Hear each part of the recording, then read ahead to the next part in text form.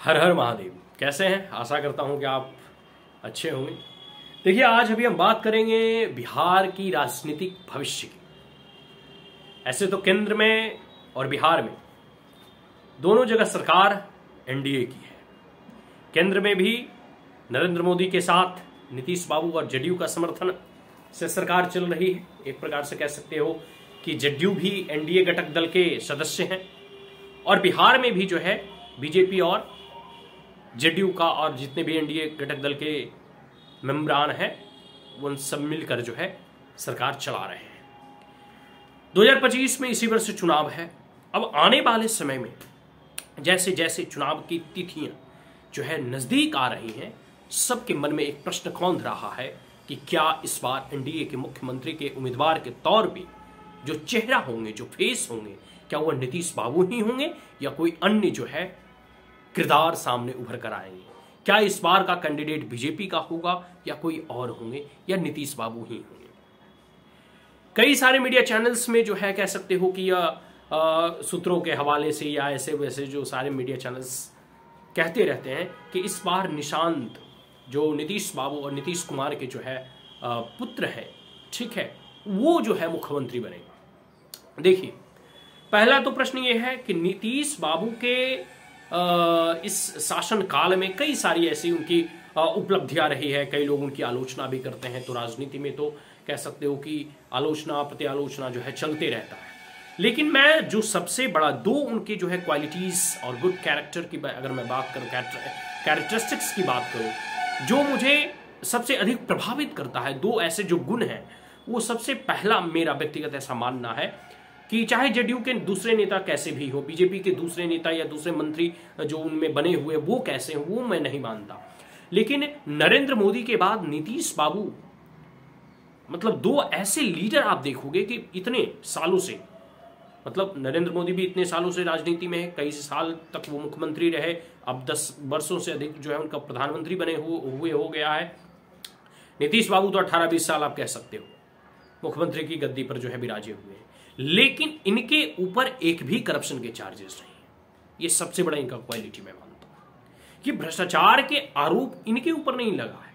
हाँ, भले मंत्रिमंडल में क्या हो, बिहार का नेता मंत्री या फिर ऑफिसर्स एडमिनिस्ट्रेटर चाहे जो भी कर रहा हो, मैं उसके बारे में नहीं जानता, लेकिन इनके ऊपर पर्सनली ये जो है इन सब चीजों में इन्वॉल्व नहीं होते। जनरली ऐसा माना गया, अगर ऐसा होता तो इतने दिनों तक सत्ता में बने नहीं रहते, पहला चीज। दूसरा जो मैं सबसे इनको बेनिफिट मानता हूं कि राजनीति में इतने दिनों तक ये कायम रह सके, वह है कि परिवारवाद। इनका अपना निजी कोई भाई भतीजा चाचा ताऊ या फिर अपना ही बेटा, इकलौता बेटा है निशांत जी, वो राजनीति में नहीं है, और ये सबसे बड़ा इनका प्लस पॉइंट है।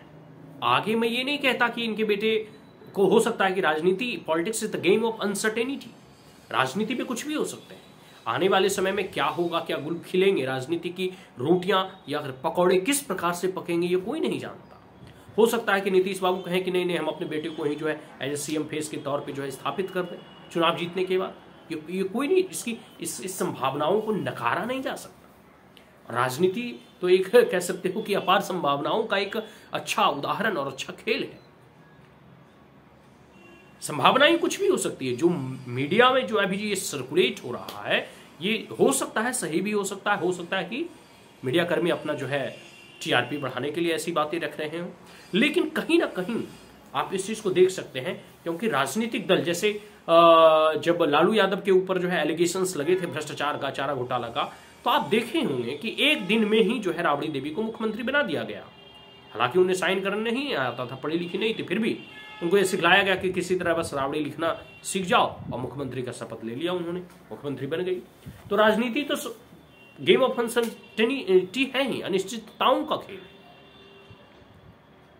तो राजनीति में कभी भी कुछ भी हो सकता है, ठीक है। सब जो कह सकते हो ना कि ऊपर वाले की माया है, कहीं धूप कहीं छाया है, वही बात है। कौन जो है कब जो है अर्श से फर्श पर और फर्श से अर्श पर पहुंच जाता है, ये कोई नहीं जानता।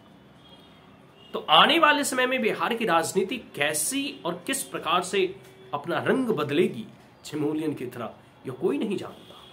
लेकिन इस बात के जो कयास लगाए जा रहे हैं कि क्या नीतीश बाबू के बेटे को मुख्यमंत्री का चेहरा बनाया जा सकता है या फेस बनाया जा सकता है, मुझे इसकी संभावनाएं कम लगती है, क्योंकि ये पॉलिटिकली इतने एक्टिव नहीं है। हाँ, यह हो सकता है कि चुनाव जीतने के बाद जो पार्टियां जितनी सीटें लाती हैं उस अनुरूप से जो है नीतीश बाबू कुछ ऐसा प्रयोग कर सकते हैं। लेकिन नीतीश बाबू का जहां तक प्लस पॉइंट रहा है, हमें ऐसा व्यक्तिगत मेरा राजनीतिक अनुभव कहता है कि नीतीश बाबू अभी राजनीति में उतने बूढ़े नहीं हुए हैं,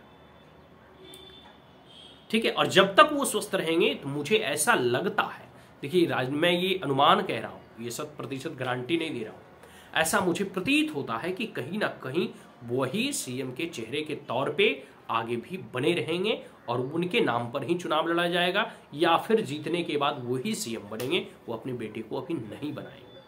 और अगर ऐसा करते हुए वो दिखाई देते हैं तो उनमें और लालू यादव में फिर कोई फर्क नहीं रह जाएगा। लेकिन हमें लगता है कि नीतीश बाबू अभी खुद जो है सीएम बने रहना ही चाहेंगे, वो अपने बेटे को अभी आगे नहीं बढ़ाएंगे। लेकिन चाहे जो भी हो, राजनीति में कब क्या होगा किसी कोई गारंटी जो है इसकी नहीं ले सकता है, ठीक है। तो कैसा लगा यह विश्लेषण, आशा करता हूं कि आपको अच्छा लगा हो, तो इसे अधिक से अधिक लाइक शेयर और सब्सक्राइब करना ना भूले। Also press the bell icon. जय हिंद, हर हर महादेव, जय मगध, जय बिहार।